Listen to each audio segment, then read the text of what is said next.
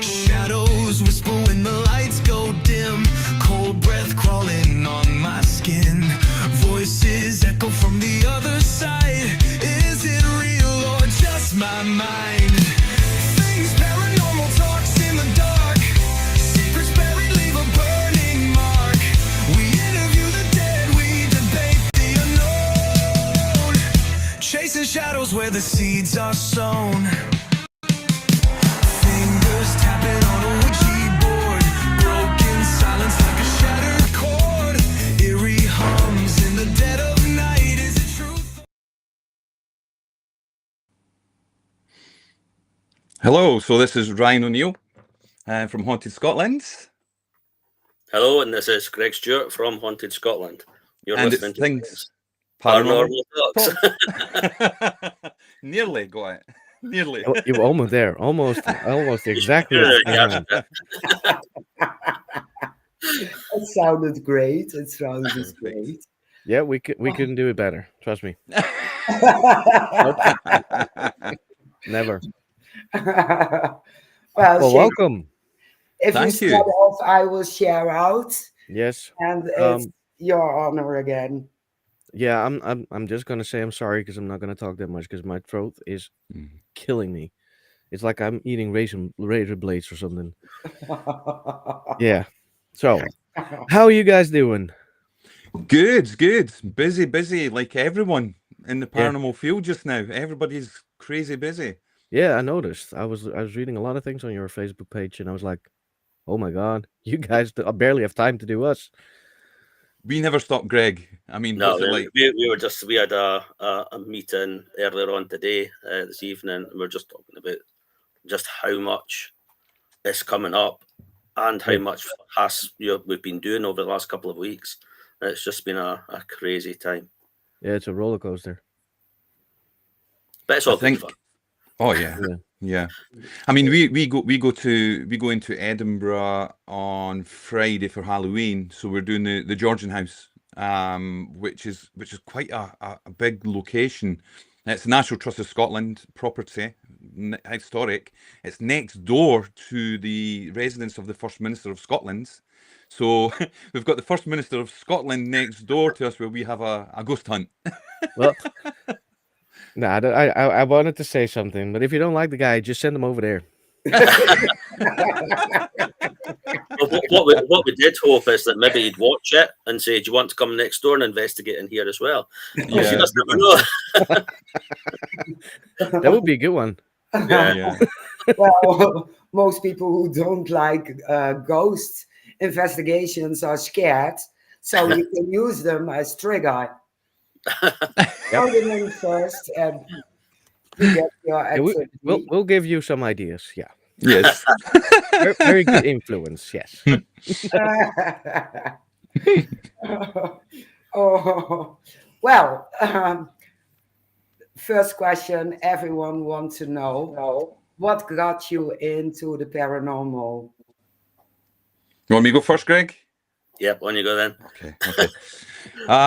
Like many people who get into paranormal investigation, it starts off with an experience. Something happens that makes you wonder what happened, and if you can find out some answers, especially as you get older. My first experience, I was probably 3-year-old. You shouldn't have a memory at that point. Most people don't. For me, I do recall being in a cot in my bed at night time. I recall seeing what I can only describe as like shadow type substance coming along the walls, which then formed above my cot. It was in a sphere, but it wasn't a perfect sphere. It was pretty much like a blob, if you like, and it was coming up and down towards me, and I was trying to hit it away. I was scared. And I remember calling out, and then my father come in, put the light on, and it just dissipated. Oh, it disappeared. Now, years later, I said to my father, I could explain exactly what the bedroom looked like. And he says, "You can't, you were too young." So I explained where the bed was. I explained, you know, a little clock, a little digital clock. I knew what was outside the window. I could describe the whole lot. I even drew an image of what it looked like. And he says, "How do you remember?" And I explained what happened. You know, something was there. He went on to tell me that there was always talk that there was something in the house. So that was probably the first experience, but you quickly forget these things. And then I moved forward to being a teenager, early teens. And this is one I tell quite often, but in a nutshell, I went to a friend of a friend's house. I was supposed to be at school. We were supposed to be at school that day. We didn't go. We went to this. Yeah, naughty. We went to this house. So the parents they were at work, and I always remember it. It was so long ago that Scotland was actually in the European Championships for football at the time. That's how long ago it was. So I remember the football being on Sky TV. We were watching some of that, and my friend went to use the bathroom upstairs. And when he went to the bathroom, he come back. I was sitting speaking to this other guy, and he come back down and he said, "Do you have a ghost or something?" And I laughed, and then he turned around and says, "Yeah," and I laughed again, and I was like, "Huh?" And he says, "Watch," and he turned down the volume of the football on the TV. And when he done that, we could hear what sounded like, it was like footsteps and then a dragging noise, and then footsteps and a dragging noise. And I thought he had a friend, and I thought he had somebody else in. And he says, "Come on, we'll go upstairs." And I won't lie, I was pretty scared. I was like, "I'll go in the middle. You know, you go first." My other friends behind me, I was in the middle. And we got halfway up the stairs to go up, and we heard it was like an almighty smashing noise, crashing noise. And he got a fright, the guy who owned the house. We ran into this room. It was his little sister's room. And there was a smashed piggy bank in the middle of the floor. At this point, I was under the bed looking, and I was in the cupboards and wardrobes, and I was looking I thought somebody else was there. I thought, you know, somebody's at it. And we couldn't find anyone. And then I think there was a few other things, but I think the biggest thing for me, especially when I think back to it today, is we started coming down the stairs and we could hear his dogs out the back from the kitchen barking. Now, so the way it is you would come down the stairs and come around, the kitchen would be here, and there was a glass door that went out to the garden. And as we looked over, the dogs, big Alsatian dogs, big German Shepherds, and they were barking at the door, and every single cupboard in the kitchen was open. And it was at that point I said, "Get me out of here." I'm out of here. And I took out. The thing that done for me was, for the next 2-3 weeks after that, I sort of walked around with what is this all about? Because it changed something inside me, because I directly experienced this happen and I seen it. To my friend, the guy who owned the house, I mean, this was normal living for him.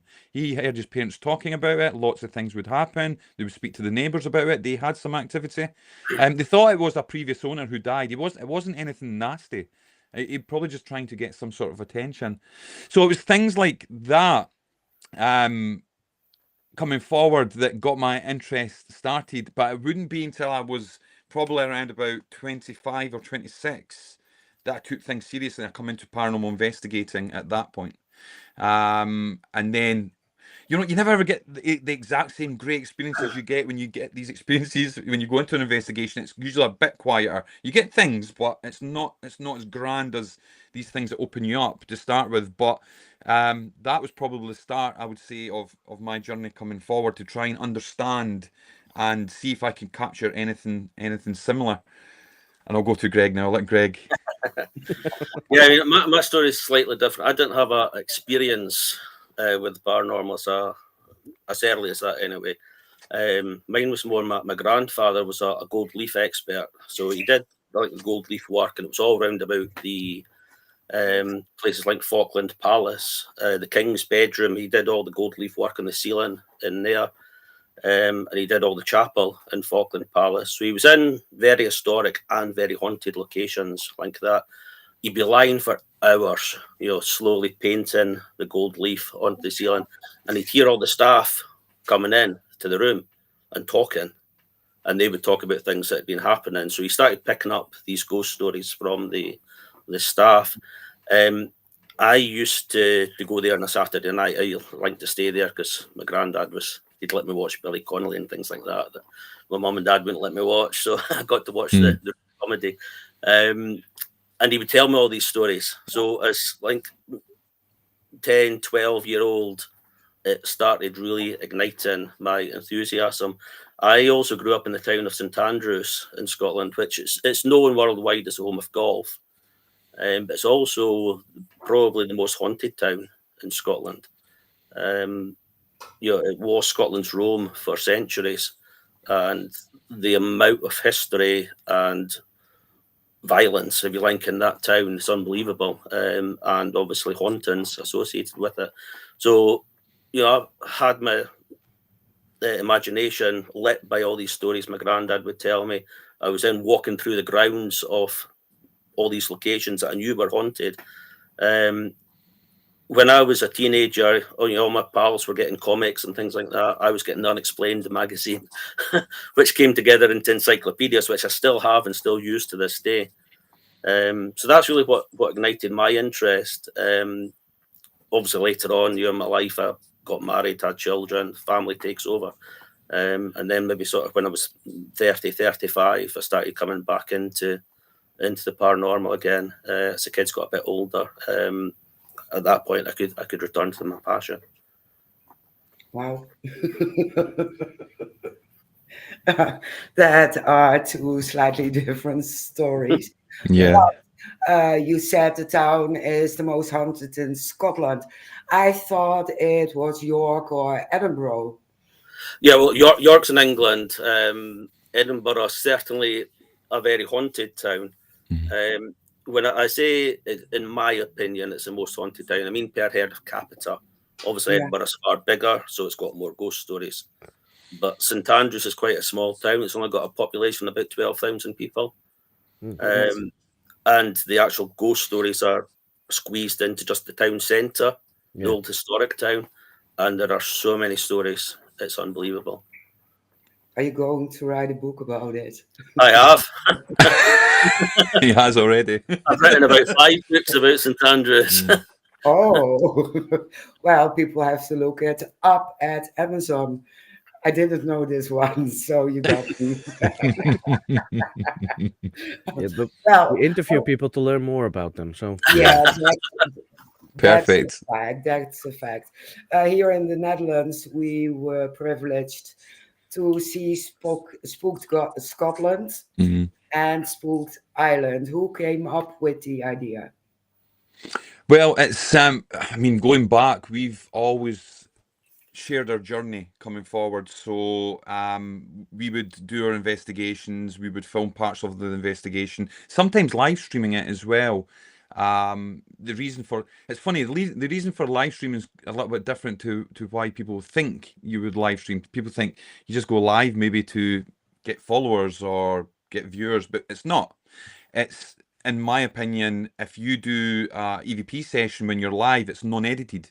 It's raw. You can hear everything. So when I go to make that content, and if somebody says you edited it to sound like that, I could say go back and watch the live. Now that's slightly different now because Facebook's decided to only give you 30 days worth of your live and then pull your lives now, which is a shame because I was using that like a catalogue. So I've had to grab some of that I'll put it on YouTube or something instead.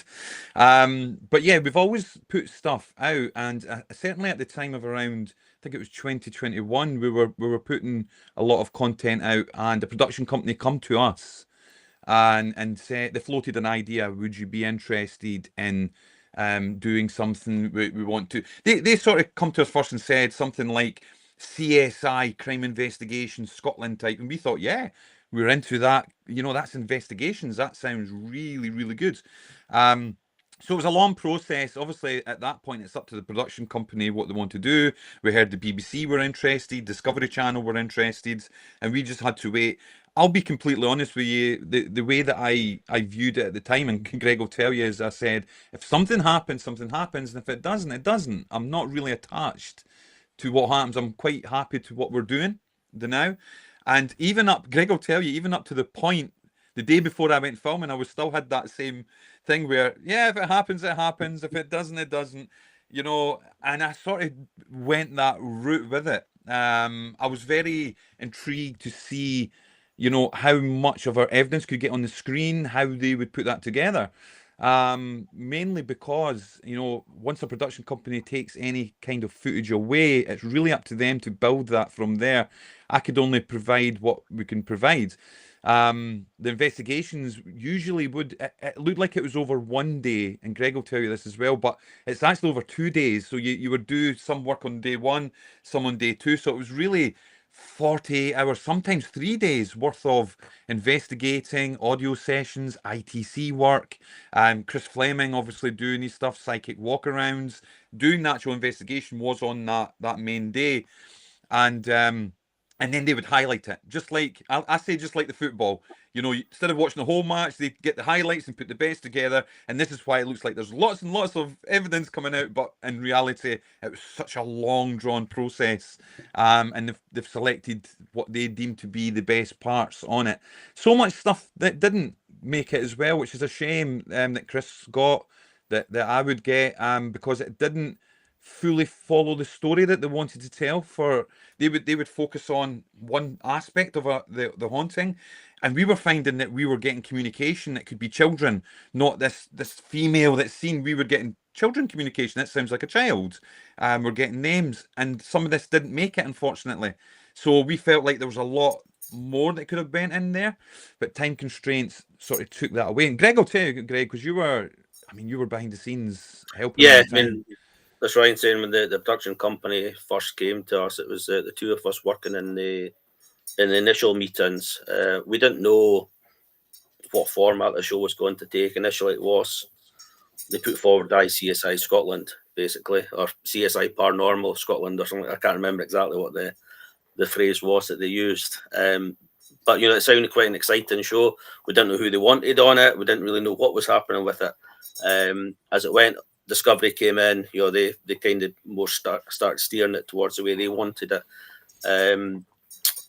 I don't particularly like being on camera, so I was more than happy to to step back and push Ryan forward. I don't think he had much choice on the matter, but he did a better job than I think I would have done anyway on it. But yeah, because you obviously was involved in the initial meetings, Ryan pushed, and I got a chance to come along to the behind the scenes, the production side of it, and it's eye-opening seeing what goes into an episode. You know, people watch the 45-minute episode, not realising it's 3 days. It could be like from 9 in the morning till 12 at night. You're filming, you're repeating, you're just the simplest walk through a door 5 times to get different angles. Yeah. And then you see so much happening during the investigation. Then when you see how they cut it down, because as Ryan mentions that they it didn't fit in with their story. That's not to say that the story wasn't real. There was a specific aspect of the history or the haunting of that property they wanted to follow. So while other alleged spirits activity was happening, they couldn't include that because it would go off the narrative too much. You know, they only have 45 minutes, so they have to stay quite focused. But yeah, it was fascinating and a real opportunity to get in some good locations. Yeah. I think that was the main one. Was that look? I think that probably pulled me a lot more. Certainly in Ireland, was the chance. I mean, what we like as paranormal investigators, the chance to get into places that we would not normally get into, is a big pull for any paranormal investigator. Forget anything about any kind of fames or fortunes or, all that. That doesn't matter. If you're a paranormal investigator, let me in. I want to see. I want a chance to investigate here and see what I could get. And I know that's what pulled us massively to do some of it, and especially Ireland. After Scotland was done, I didn't know if there was going to be a Spooked Ireland or anything like that, and it was still.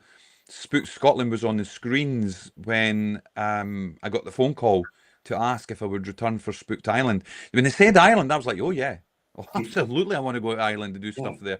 Because obviously with a name like O'Neill, obviously my family come from Ireland originally. And I'd only been there once with Greg and the team. And it was very brief, wasn't it, Greg? Like 36 hours. Yeah, it was a bit of a whirlwind tour that in hindsight was not the best idea. No, we decided Allowed a to. little bit of sleep time in that 36 Yeah, hours.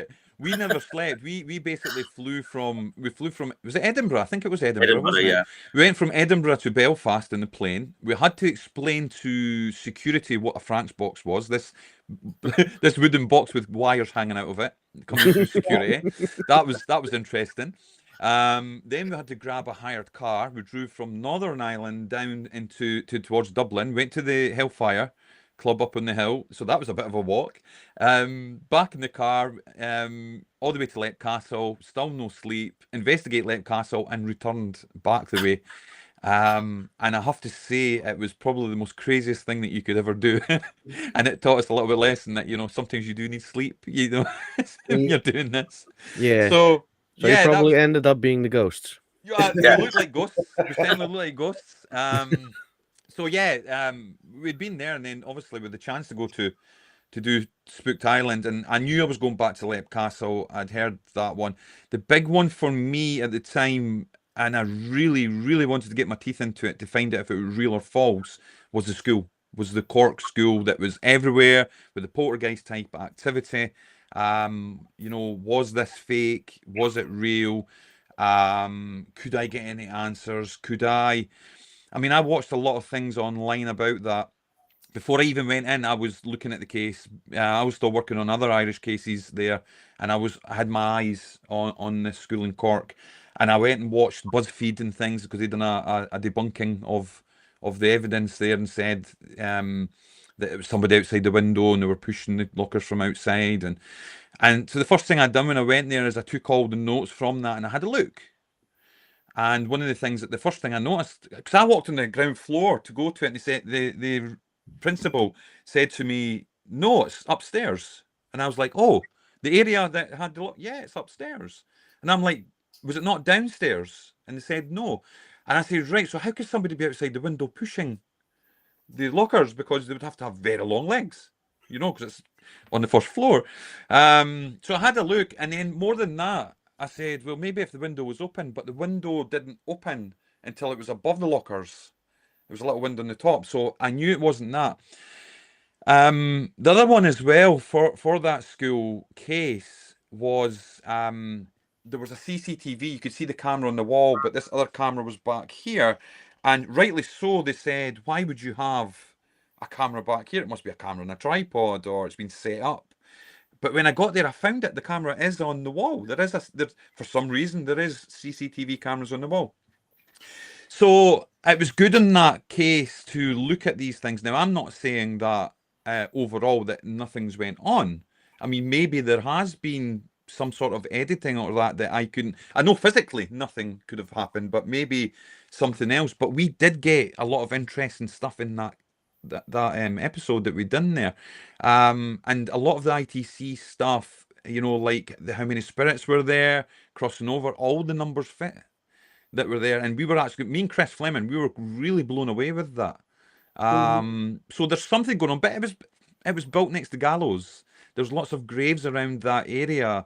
There's a reason why there should be a type of haunting there, because of the lands and because of what's happened there. So I could understand why the school maybe would have activity. Was it the activity that was seen go international and viral? I don't know, because we didn't get any of that type of activity to happen. But there's certainly something very, very strange about the place. And Greg's been there. We went maybe 4 weeks ago, or just over 4 weeks ago. Yeah, that's the second time we've been there, because we were there the year before with Dave Schrader for that tour. I mean, I had seen the videos as well, and I'd read the comments, and I'd heard what Ryan had said about it. So I was really excited about getting to go here and seeing it for myself. And what I would say is that the energy in that place, there's something, you can feel it as soon as you go in. Now, there's so much focus on the video, or the two videos. There's two videos of the same sort of thing. And everyone's focused on them. But when you actually speak to the staff and speak to the people who use this school, there is so much other stuff happen. So even if the video is 100% fake, which I don't know either way. But if it's 100% fake, it doesn't explain everything else that's happening. You've got doors that are locking by themselves, opening and closing, dark figures being recorded on the CCTV. You know, there was people booking rooms in the school that were reporting they were getting locked in, and there was only one key, and the caretaker had it, and nobody else had been up to the top floor where the rooms were to lock the rooms, but they found themselves locked in, and you had to physically use a key and turn the key to lock the door. Whoa. Unlock the door, let them in, go downstairs, and then they couldn't get out because somebody or something had locked the door.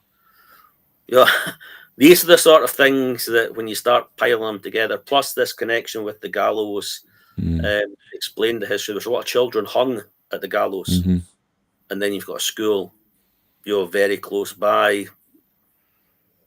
Is this child energy connecting with the children going to the school? We don't know, but it's certainly a place worth investigating quite in depth.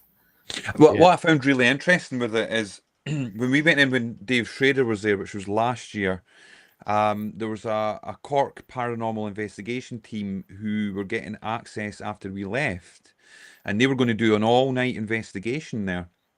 And so I had a little check a week or two later to see if they got anything. I had a look online, and I seen their Facebook page, and on their Facebook page, they'd said that they were going to go through the footage, but it'd been a quiet night, and I was like, yeah, I mean, it happens, we know that.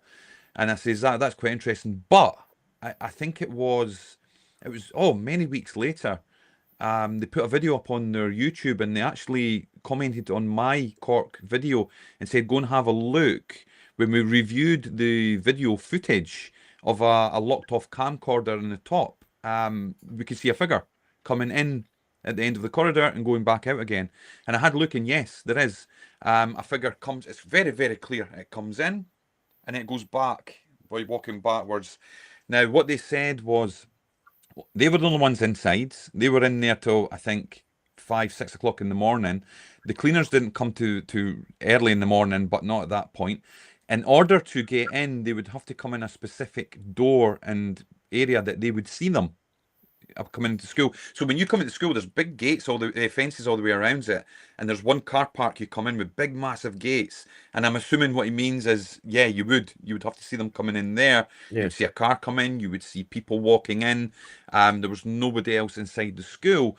And there's this, what looks like a man figure walking in, and it just looks, and then it goes back out again. And they say it was none of them. They were not up on that level at all. And it's been captured on their locked off camcorder, which I thought was great, because I could sense from their initial posting that they were quite open-minded skeptics. So they were wanting the truth. It wasn't a case of, we're going to go in there and we're going to find ghosts, or even go in there and overly debunk. But they went in there and said, right, let's see what happens. If we catch something, we catch it. My initial thought on them was that very level-headed, didn't get anything, but we'll see what we've got in the footage. They've looked at the footage, and then there you go, you have it.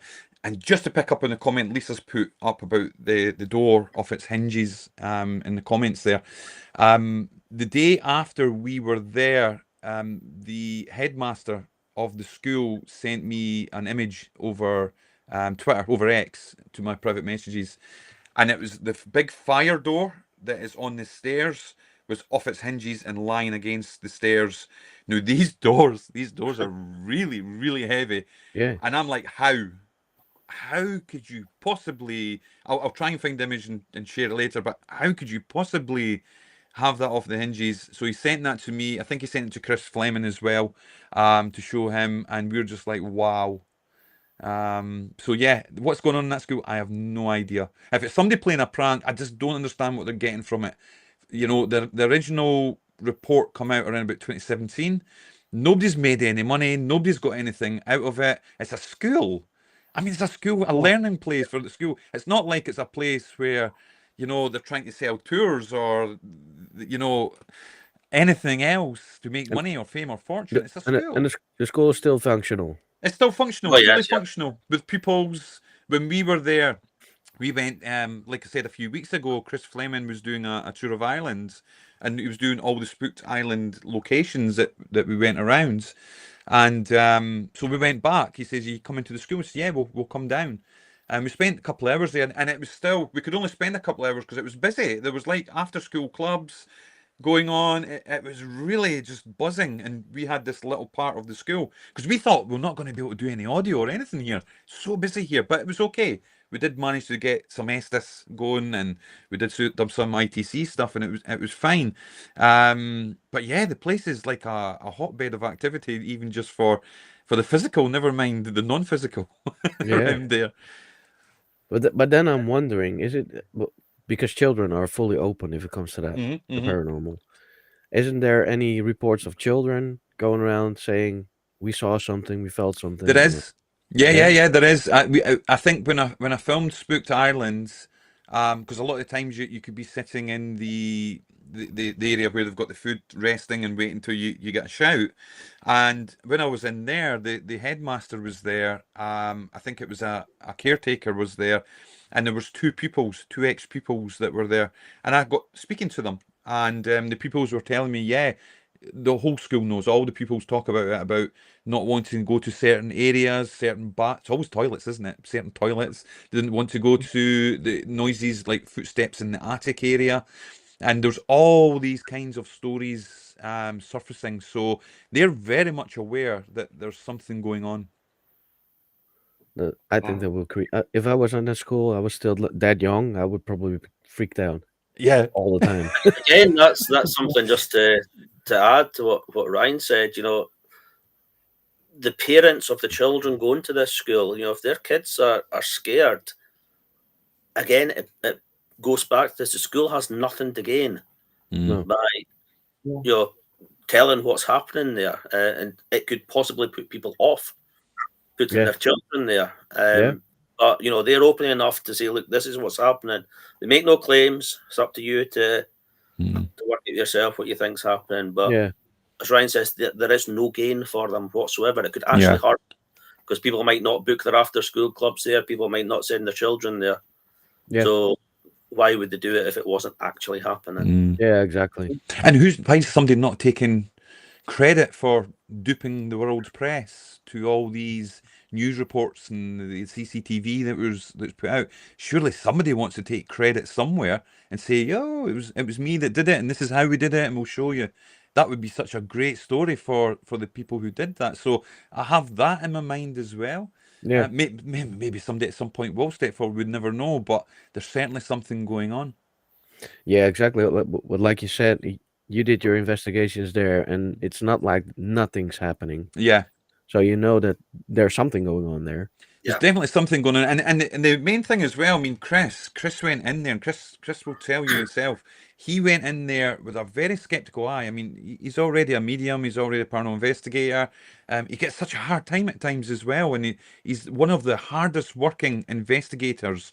I watched him when there's no cameras going, and he was continuously analysing. He was on Adobe Audition, working through audios. You know, really, really looking into these cases. He takes it like a mission to find out. You know, he wants to help spirit. He does prayers to help spirit if they want to move on. He does all of that off camera as well. And he tried to he was convinced that there was the potential that the footage was faked, and he wanted to find that out, and he went to massive lengths. He was climbing up behind the lockers to see if he could fit down the back of the lockers. He was doing everything. He was listening to the heating system to see if it made certain noises. He was checking the angles. If you pulled fishing wire, you know, would it pull a chair this way, and would it? And he did all of that, and he come away with the thought that potentially it could have been edited if there was somebody that's got an editing suite, or if there was any budding filmmakers there, or he says potentially it could. We would never know. You know, maybe they made a really good job of it. He says, but equally, he told me, spirit's here. He's seen them with his own eyes, and so did the staff member, and they run after the spirit. And he says, spirit's definitely here. He says, I'm not sure about that footage. He says, but I'm telling you, they're here. Yeah. So yeah, we give it a really good go, especially the parts you don't see on the show. Oh, they should do an episode. Scenes which didn't make the cut. Yeah, actually, I thought about they it. have You to, know, yeah. I really could. I kicked myself up to a degree because I mean, yeah, I had my phone and pieces of equipment with me, and I do have various pieces of footage because the way me and Chris would put it is spirits don't act for cameras. Have your phone ready at all times and ready to film and get stuff on the fly. I was lucky that I'd done that because I got the noise in King John's. Was it King John's Castle at Limerick? I can't remember what episode it was. St John's. St John's. So basically, what happened there was I was going up to check a piece of equipment. There was no filming going on. There was no investigation. We'd set up certain pieces. And Chris had said to me, remember, always, always, always, always have your phone with you. And if something happens, or walk around and have it recording, because there's a good chance that things are going to happen when there's nobody around or there's no cameras and they're not going to wait. So I had it on record and I walked all the way up. I checked my equipment and I was coming back down. And as I got to the stairs to come down, there was an almighty bang behind me. I got a fright. I caught me off guard. But I was filming at the time anyway and I spun around. I tried to bounce about on the stairs. I was like, is it maybe the pressure of me coming down the stairs and I've caused it? And I couldn't replicate it. And I filmed this whole thing. And then I went down to the production and I said, look, have a look at this. And I showed them and they were just looking at me as if to say, what the fuck? You know, there's no camera. I was like, yeah, but I've got it here.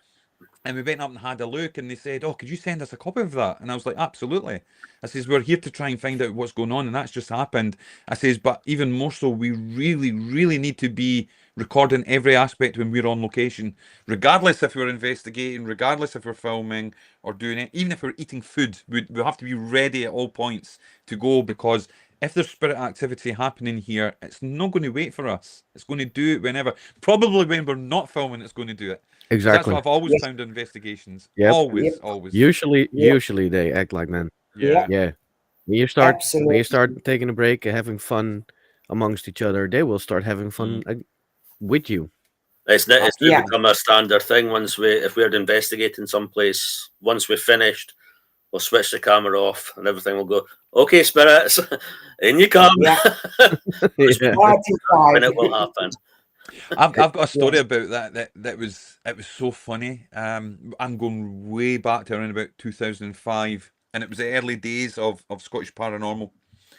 And we were doing Mary King's Close in Edinburgh, so it's undergrounds.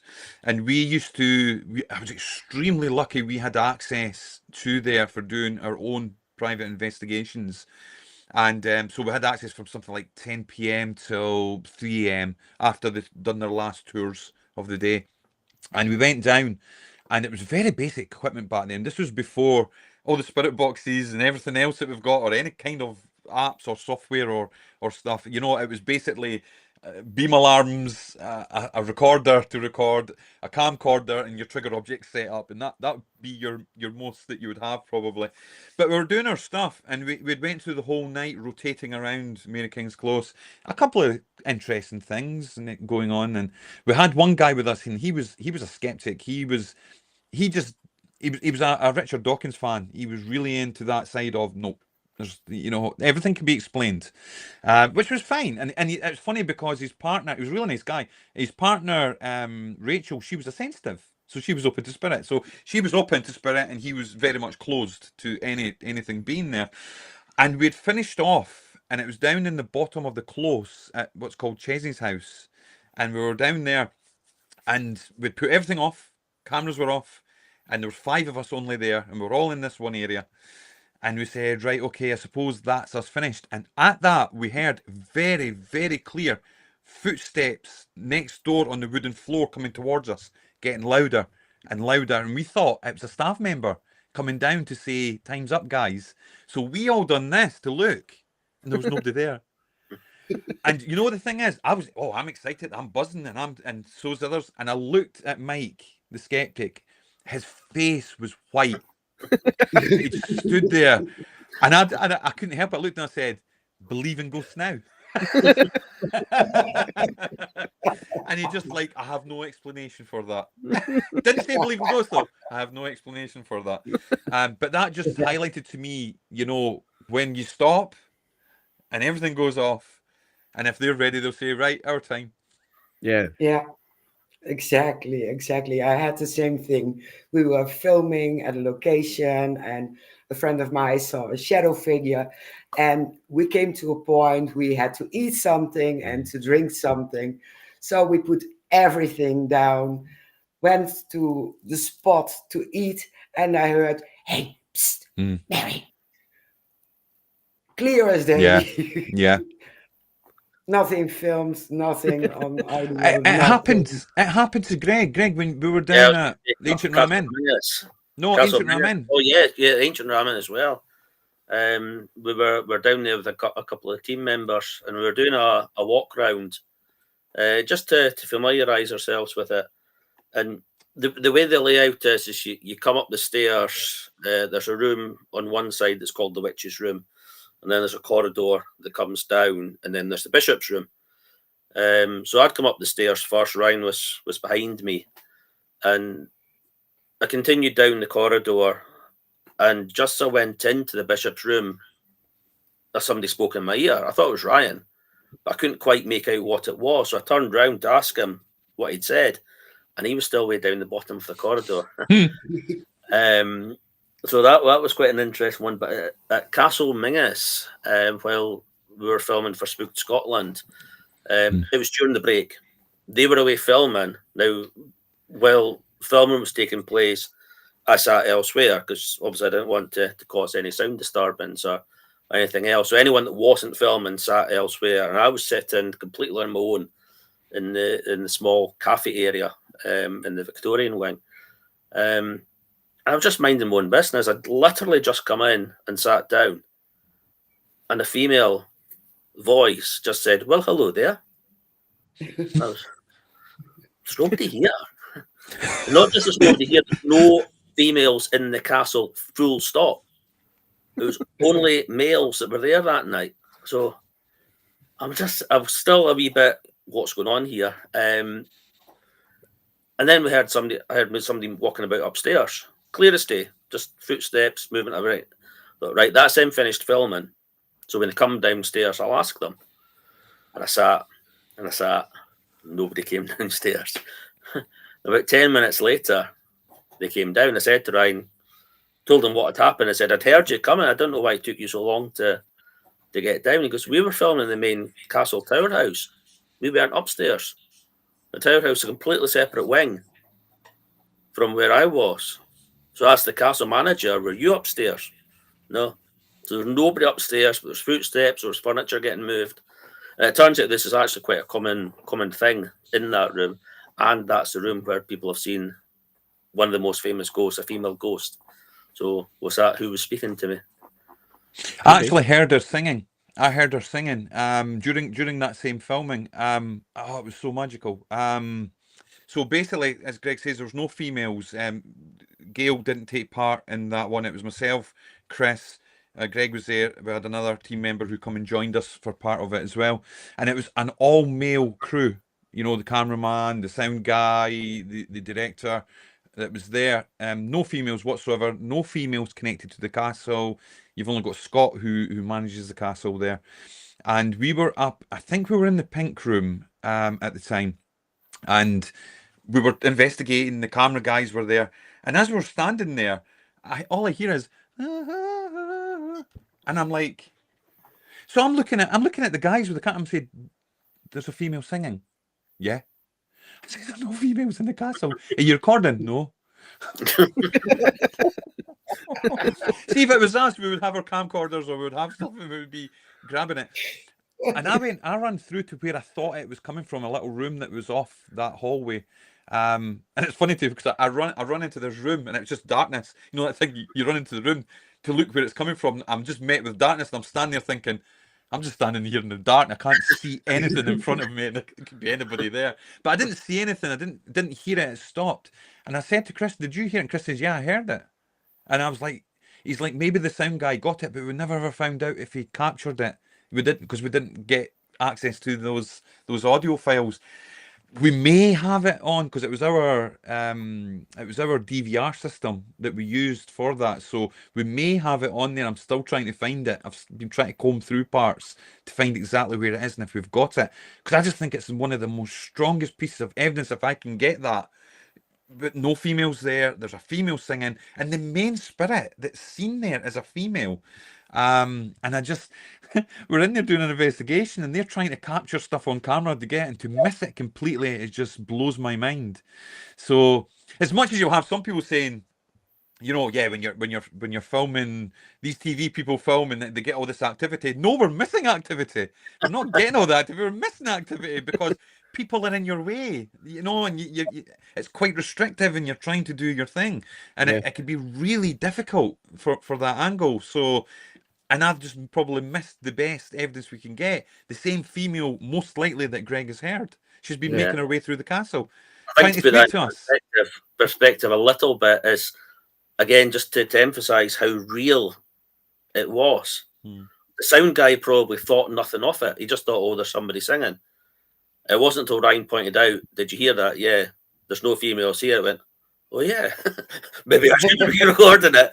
But it's so real at the time, it doesn't click that it might be paranormal. Hmm. You know, it happens, and it's not till you think about it, like, oh, there's no women here. Why? Who's that?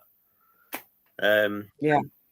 These are the moments when it's that real that, you know, you actually think it is real. Yeah. Absolutely.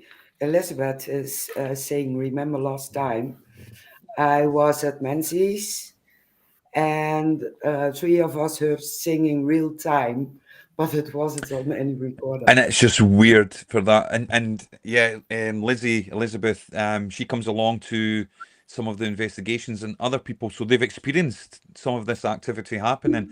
And to hear it, I mean, that's quite the opposite to an EVP, isn't it? To actually hear it and not record it, rather than record it and not hear it the other way around.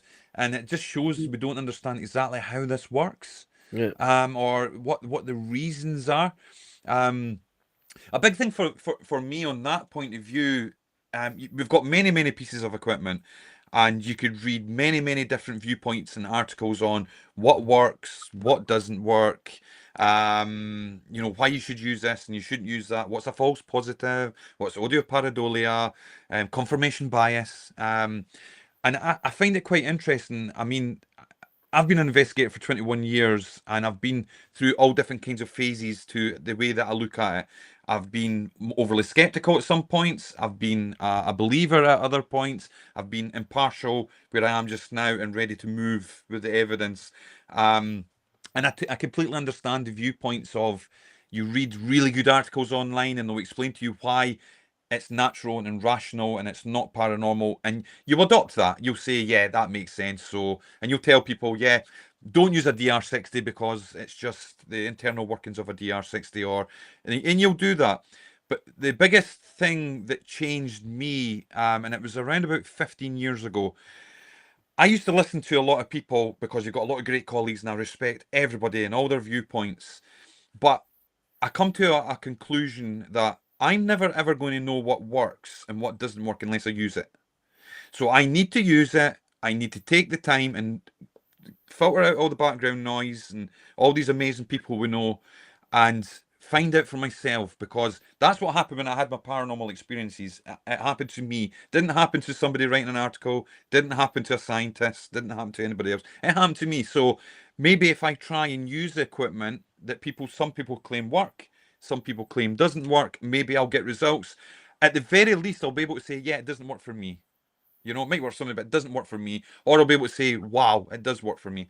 So that was me 15 years ago. One of the ones was the Frank's box. It's a broken radio. Yes, it's very prone to false positives because radio is coming through in fragments. I believed that that's all it was, that it didn't work for spirit, until I used one and tried it and tested it for myself. The same for the DR60. And where I'm going with this one is, in talking about audio, is I read a lot of things about it's the internal workings, or it's radio, stray radio waves coming through, all these different things. It's just a low quality recorder. Don't use it.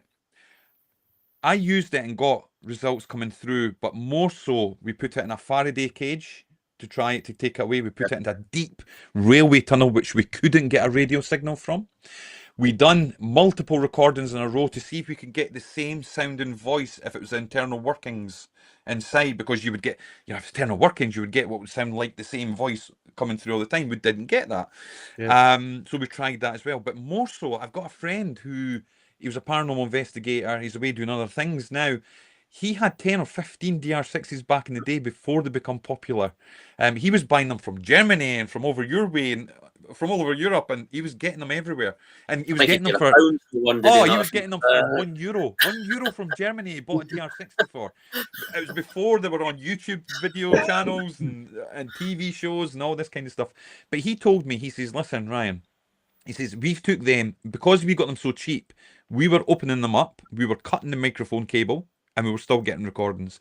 We were burying them under the ground, asking the questions and then digging them back up. We were still getting voices coming through.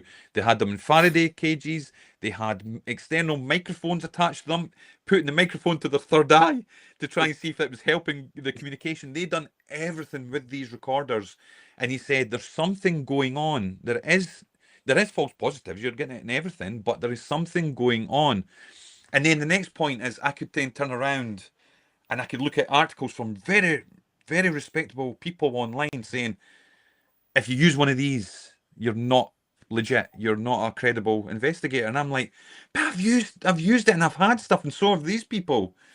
And then my next question is, have you used it to them? And just to finish up on that one, I was a big it's funny how things go with me. I was a big disbeliever in apps and software, using software for ITC to get communication. I was very, very worried about words embedded in there and all the usual things. I used Echovox back in the early days when Echovox was out, only because there was one or two investigators across the world. Australia was one of them. This guy was very, very good at what he'd done, and he said, "Oh my God, this works." He left a review on Google Play. "This works." And I'm looking and I'm saying, I don't believe these work, but if he says it works, I know that he would rip it apart. So I'm going to use it. Now, Echovox was quite expensive for an app. It was like $20 or something for an app. And I said, I'm going to buy it and I'm going to try it. And I'm going to find out for myself. I'm going to take the background noise away and I'm going to try this. And I took the app along to a castle, Macduff's Castle in East Weems. And I done my normal thing. I done filming, and I tried to get EVPs, got nothing on that. Done all sorts, and I said, "Oh, I've got the app. I'll try this app thing." And I put it on, and I recorded the session. And as I was recording it, I hear a female Glaswegian accented voice coming through, and it says Glasgow. Clear as anything, and I went, "Glasgow." I got a shock. I was like, "Oh." And I was like, right, okay, don't get too excited. Wait until you I'm a big analyzer. Wait until you put it in the software. Slow it down. Listen, because it could be audio pareidolia. Might have thought I heard it. Confirmation bias. Went home, had a listen, and it was there. Sent it to a friend who is very good at audio analysis down in England. He listened. He says, "Not only have you got that, listen just before I've boosted it up." And it was a Scottish male voice saying, "Scratch the Scot." Was on there as well. I missed that one completely. He got it, but I got the other one. So I got in touch with the guy who created the application in America. I come from America, Danny, and I asked him, "What did you use?" And he told me the way that works is it's phonemes. He says, "I've taken audiobooks and I've reversed them, and I've cut them into very small fragments, basically 100 milliseconds, 250, 300, under a second. So you shouldn't have any full words in there. Plus, it's been reversed as well to add into it." I says, "Right, thank you for that." I says, "Used any Scottish radio stations, Scottish audiobooks?" Nothing like that. Let him hear it. He says, "You've got something." I was hooked to a degree. I was like, don't get too excited, but keep doing it. I was getting Scottish slang words coming through. I was getting things relevant to a location name, to the history of the location coming through. So, and then I'm listening to these other people saying, apps don't work. Spirit can't use apps. It's just all a gimmick. Apps don't work. They can't use devices. And I'm saying, but Spirit can turn the lights on and off, and they can turn the TV volume up and down. They can turn TVs off, and they could do all these electrical things, but they can't use a silly app. They can't do whatever they need to do with this. Surely they would be able to do that. But the main point for me on this was I had a really, really good friend in Ireland who was he's a great investigator, and he said to me online on my page, why are you using Echovox? It doesn't work. This was the way the conversation went. And I said, all right, okay. I've been using it for 2 years and I'm getting results. How long have you used it for? And he said, I've never used it. I said, oh, you've not used it. So how do you know it doesn't work? Because I know it doesn't work. I said, but how could you say you know it doesn't work if you've not used it? Yeah, but these things are gimmicks. I said, but you don't know because you've not used it. I thought that way as well, but I used it and I've got stuff. But if you go away and show me why it doesn't work, and I'll show you what I've got, and we'll compare notes and we'll build it and we'll find out the truth to what's going on. And he says, nah, I'm not going to waste my time. Don't work. And I was like, wow, I've got to be really careful, because if I'm listening too much to my colleagues who are, again, I'll say it, they're great, great people. But some of them could be slightly blinded by too much one way or too much the other way. And the only way that anybody watching just now, any investigator that wants to find out, do it for yourself. Grab your results and make your own mind up, and don't listen to me or to Greg or to any of these skeptics that are out there, or anybody who's an overbeliever, and then you'll find out. Yeah. I think another important thing to throw in there, and Ryan did touch on it, is just because it doesn't work for you doesn't mean it doesn't work. Yeah. We've all got our own energy, we've all got our own styles, we've all got our own ways of work. There's just some equipment you connect with. There's some bits of equipment Ryan uses, some bits of equipment I use.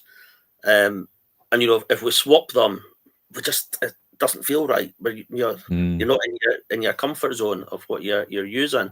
Yep. We get the same with locations as well. We do quite a lot of investigations events, and somebody may say, "Oh, I'm not coming to that one next time. Nothing happened when I was there."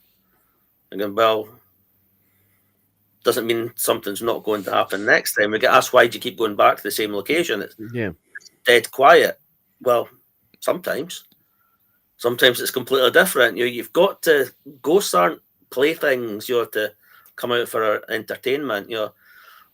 Sometimes we've got low energy, so we can't expect everything else that's energetic to to just whenever we want it to come out. I was very similar to Ryan. I've been about 20 years working as a more in depth in the paranormal, and I was the same. Phone apps. Come on, it's got the internet, it's got radio, it's got people phoning it. Absolute rubbish. Until I started using one. When I started using one, I started questioning, how does this actually work? And that for me is a big thing. I've done it all through my life. I have to understand, how does something work? Yeah. People were saying things, it was built to speak to ghosts. And well, we don't know how to speak to ghosts. So how could you build something to speak to ghosts? So, an explanation like that to me is not good enough. I need to understand, how does it work? What does it do? And I get it. Some apps out there are probably gimmicky rubbish. But just because you buy one that's rubbish doesn't mean they're all rubbish. We have our own apps, and we get all the time. They track your where you are. They're logged into the map system. They know where you are. No, it doesn't. It's not that complicated. We've had it built. It's not that clever. It really isn't that clever. And we can explain how it works. It was an idea Ryan came up initially, and then with somebody else's app, and then we built it into our own. But it's similar to Echovox. It's audiobooks reversed and snipped, which Ryan did himself. Milliseconds of audios. It's just tiny little fragments of bit sound. With the theory being the spirits can manipulate that energy back into a word and fire a word back out to you. So straight away, there's the explanation. This is what the app does. It sends out the bit sounds, reversed audiobooks, clipped, not paranormal related, clipped into millisecond bit sounds. The theory is everything's energy. It goes out in energy waves, sound waves. Spirit remanipulates that back into a word and throws it back at us. That's how it works. That's it. Simple. There's nothing more advanced than that in it. So we get really good results with it. but it doesn't geo-reference where we are. No. Doesn't check Google Maps and check what the castles nearby are and give us these names or anything. It's just not that clever. I'm not saying It's something, basically, but it's simple. yeah, it's basically it's a sound generator. It's just like, it's no different from having a music player to pick your music track, but it's picking all these bit sounds. There's 4 banks and it's randomly. I need to have things random, and I'll tell you why. Number one, why get an app when you've got Echovox, which was working? There's still a part inside you, even when you get results that say, what if? What if there's a word embedded in there? What if I'm deluding myself? I've got that bit inside me still that I've got to. I said, how could I improve on this? And it was a guy, Mark Coultis, who had made one of his apps, and he said, you know, I've got audio in bank A, but inside bank B, you upload your own audio. That's where the idea come from. I said to Mark, you've just done the most amazing thing. I want to put my own audio in because I want to make sure that there's nothing in there. And then I want to see if Spirit can use it still, if it comes through the same as what Echovox does. And I used Mark Coultis's for a while, and the first capture I got, I done the thing. I reversed the books and I snipped them, and I made sure everything was under 350 milliseconds. And so the only thing that I would discount was if it said "I" or anything, because that's small enough that it could come through. But any full words or that, I would pay attention. And I was sitting at my desk and I was working away with it, and I got it all ready and all going, and I run a session, and the very first capture I got through was what was it again? My friend built this. I can't remember. It was something like that. It wasn't a word. It was a sentence. And I went, "Oh no, sorry, it wasn't." I pointed at the app, and I said, "Mark Coultis built this app," and it said, "I know him. I know him," was the word that come through. And I went, "Oh my God, that's impossible!" And I could believe it. I sat dumbfounded. Plus, I'm in my own house. I'm at my own desk. I'm not even at a place that's supposed to be haunted. And I'm like, oh my God, that. And I let him hear it. I sent it to Mark Coultis. And Mark said, I'll give you one better than that. It sounds like Frank Sumption's voice, who built the Frank's box, who had passed away in 2014. And I said, did you know Frank Sumption? Like, and he says, oh yeah, we used to speak in the old Yahoo groups about box building and I was like, and I was just so blown away. Now we kept that second bit. This is me revealing it for the first time. We never told anybody because we were like, yeah, we won't, because people won't believe you or that. But he said that's Frank Sumption's voice. He says, oh my God. So we sat and spoke back and forward about this, and I says, well, it certainly phonemes work. And it was maybe within the year. I worked with another guy. I said, could you build me an app, but don't build me audio. I just want the 4 banks. I want the sliders so you can make it faster or slower. I want them to be random. I don't want anything else in it. Nothing else, just a sound generator. And I'm going to put in these phonemes. I'm going to put thousands and thousands and thousands of these in. And I want it to be so random that it's just impossible to get anything from it. And then I'm going to record those sessions and try and get spirit communication. So that's what I did. And people still use it, the old one. It's absolutely fantastic. We were getting such great things coming through on it. And that's as elaborate as it is. There's no geolocating you. There's no full words in there. It doesn't know where you are. You don't even approve it to do anything like that. The first one we made didn't even have access to your microphone or anything like that, so it couldn't hear you. It certainly didn't have any kind of algorithm or anything like that. The only difference I have on apps, and we've just got one built, we've not released it yet, is the latest one will have a geolocation on it. And I'll tell you why. It's for when you do your audio session, I want it to log where you tune your audio session from for analysis, so you know exactly where you were. And I asked Daniel if he could do that for me, because I'm beyond the point to even worry about, oh, that's geolocating, so it must be. I know it's not, so I'm quite comfortable. The people who will use it, who are really interested in paranormal investigations, are comfortable with it. And I wanted it for that reason. And the reason we brought out a new app to do that, which we'll put out, is I wanted to embed a music box. You know, one of these ones where if it detects movement of the phone or the device, if it picks up any magnetic energy coming through, I want it to set off to indicate to us that that's happening. And at the same time, see the problem we've got. You've got certain applications like these ones that move like the music boxes. They're great. You could use them, but you've got to turn that off to then turn on an ITC app, or you have to have multiple phones and devices. So I says, I want in the same one. Can we put the music box inside, also have in the background one of these random sound generators? So you get your ITC, it can move at the same time. You could put your phone down and leave it alone, record it with an audio device, or record it with inside it, whatever way you want to do it, and then just leave it. And then on top of that, we decided to put a background bed of sound of elements. Wind, water, these kind of things, because we felt that sometimes when we went to places and done EVPs, if it was windy, we were hearing voices inside the wind.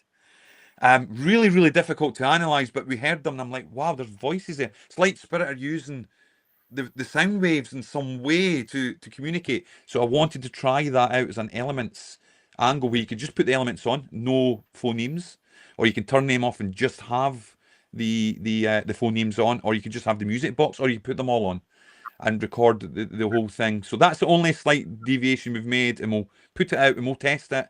It might work, it might not, and we'll see where we go with it. Yeah. Yeah, you hear that people are doing EVPs in wet areas, and they hear voices in the dripping of the water. Yeah, and most say it's noise pareidolia. It's your mind messing with you. But if you hear it with your own ears and tape it as well, well, is it pareidolia? Is it my mind? It's worth investigating. It's worth investigating. I mean, it's such a... I get it. There is audio pareidolia. It definitely exists. Confirmation bias and that. It's too easy to discount everything to it. That's just audio pareidolia. That's just confirmation bias. It's a great out. What we're told as paranormal investigators, you try and gather your evidence, and you're held to a certain level to the evidence you put forward, and you have to explain and do this kind of stuff.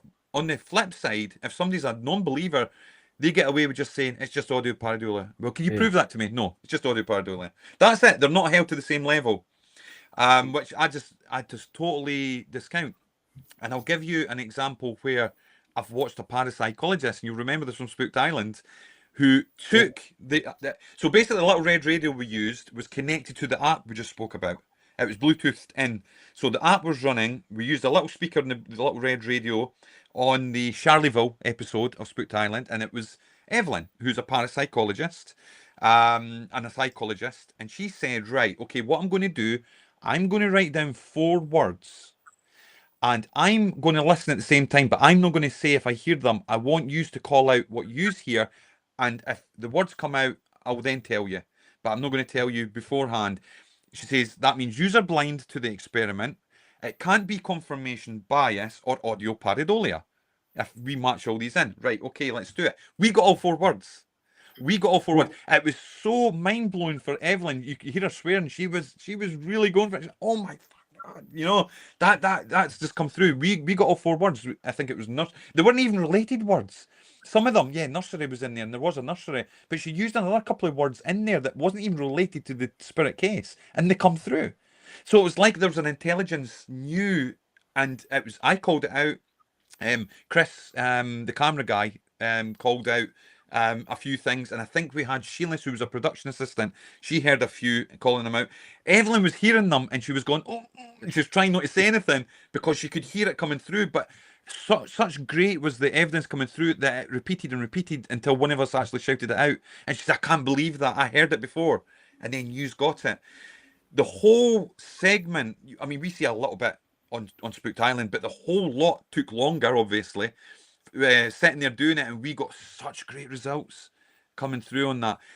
I need to get that footage because I really want to just get that out there and just say to people that this is back to the, test and do it for yourself, because as much as you'll be told that there's not a lot of evidence that these things work, there is. Yeah. It's just it's not in front of people's eyes, and if you do it yourself and share what you get, and we'll start pulling this together and putting it out there, because it could be an area where we get the evidence we need. Yeah, we did something like that as well with Tony Redman. Mm. He has developed Staticom and building it better and better, 3.0. And Shane had a lot of objects on the table. Yep. I had objects on the table, even pictures. And I put out my phone. I had a picture on it, and I asked for the relationship between me and the person on the photograph. And you can hear in between the noise, I'm your brother. Oh, wow. Yeah. So Mm. that's not audio pareidolia. It's not. Nope. It's not. That's Absolutely. perfect. And it was even in Dutch. And it was in Yes. Dutch as well. Yeah. In Dutch as well. Wow. Yeah. So they couldn't, like Tony and Cherie couldn't manipulate it because we No. asked the question in Dutch. They obviously they're American, so they don't speak Dutch, Mm. and we got Dutch answers. So Yeah. It's absolute mind blown. Greg will Yeah. tell you as well the amount of people who have taken the ITC apps we've got, and they could be Spanish, they could come from Germany or France, all over the place, and they get the communication in Yeah, I whatever mean, language they've got. we hear it quite a lot, and you see it in some of the comments about the TV programs about go to Romania and they go talk to you in English. Mm. I'm a great believer that language is a man-made thing. We invented language. Mm. When we are born, we don't speak a language. We learn the language that we're taught.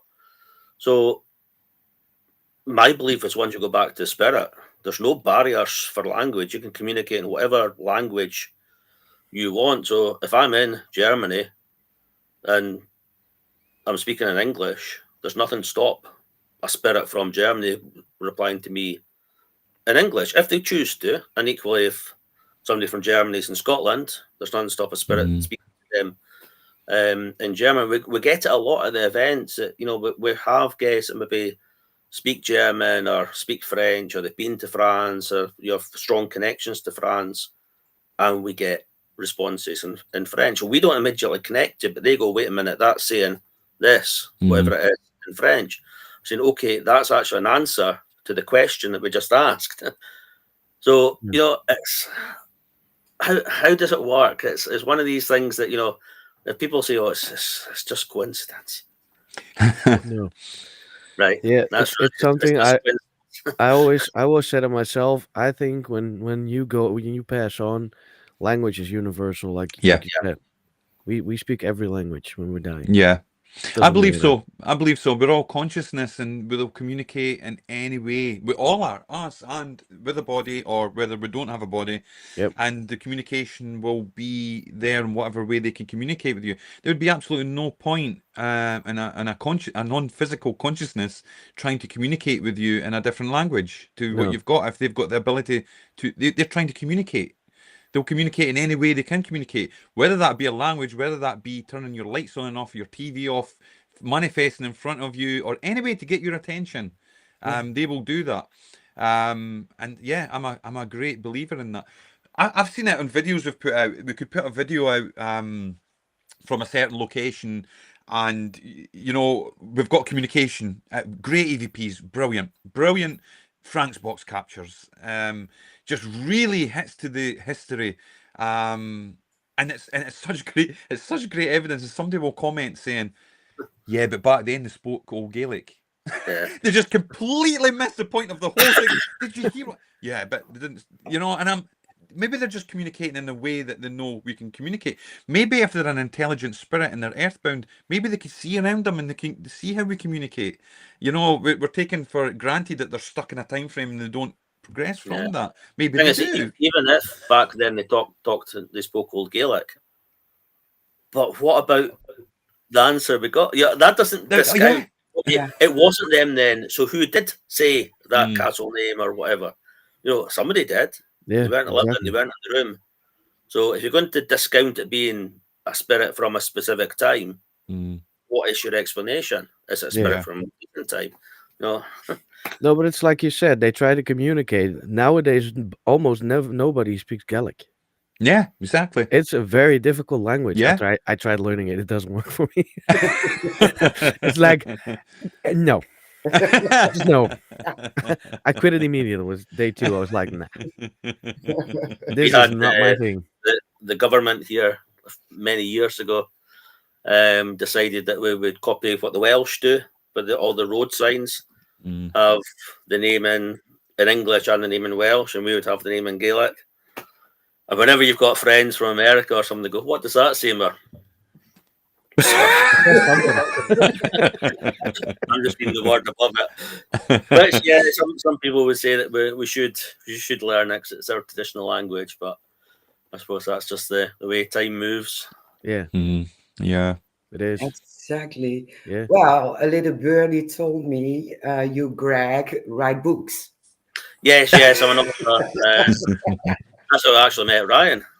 It was through writing my first commercially published books. I'm writing books 21 and 22 at the moment, which is quite time consuming to say the least. But what I did, I started writing paranormal related books. I did it myself. I was going out. I was getting back into the paranormal.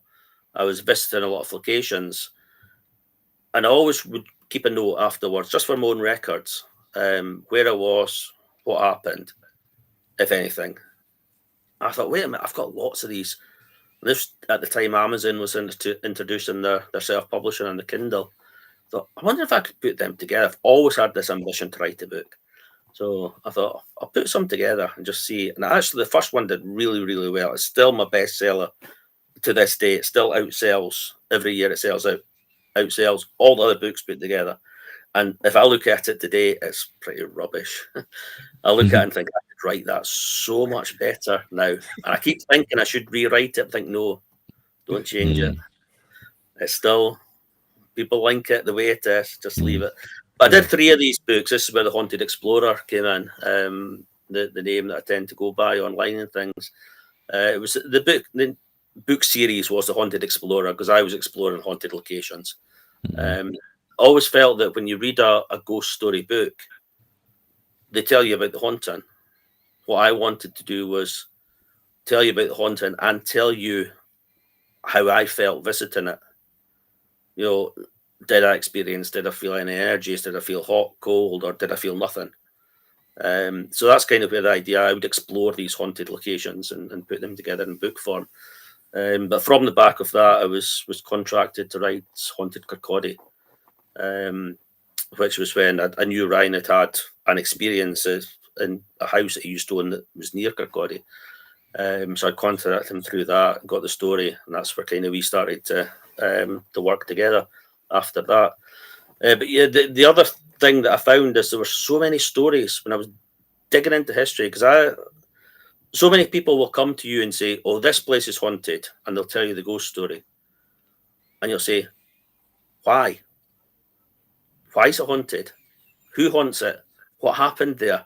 They don't know because they've just been told the story. So just telling you the story, they got told that, "Oh, there's a monk here." Well, who's the monk? Yeah. What happened to him? Why is he haunting this place?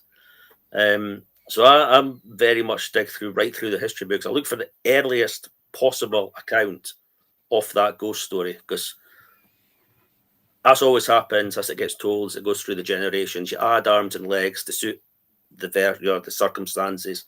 So I like to go right back to the start. And I started finding so many little stories that weren't connected to hauntings. There were historical stories that were really good, but not connected to hauntings. So from that, I started writing what's called the Secret series for Amberley Publishing. And what they do is they tell the story of a town or a city through the forgotten history of it. So it fitted perfect. I had all these wee stories about how a town or a city was shaped, but there was no ghost story connected to it. So I couldn't put it in a paranormal book, but it fitted perfectly for this, how the town was shaped, why the town is the way it is. So yeah, I've written loads of them, and then I'm now, it's dark history. I'm now writing, and I've also written a few books about the witch trials, the Scottish witch trial. And then the next one I'm writing after the dark history one is covering the Scottish witch trials. Wow. Cool. Love it. Yeah. Yeah, absolutely do. I look at the time. We are 1 hour 20 minutes, and not to lose any listeners on Spotify, because He starts writing about his books as well, because he's written a couple too. well, then you have to come back. I'm smart. It's funny because every time, every single podcast we go on, everybody will tell you, everybody who judges them for a podcast will say, "That's great. We'll need to get you back because that we spoke about so much, and we've not even got to what we wanted to ask you." Yeah, Yeah, And then we... it is. started. After 1 hour 50 minutes, you see they don't listen to the podcast anymore, even though it's very interesting. We Yep. had 2 hour podcast and we had to cut them in two, Yes, yeah, just not to lose any listeners. yeah, absolutely.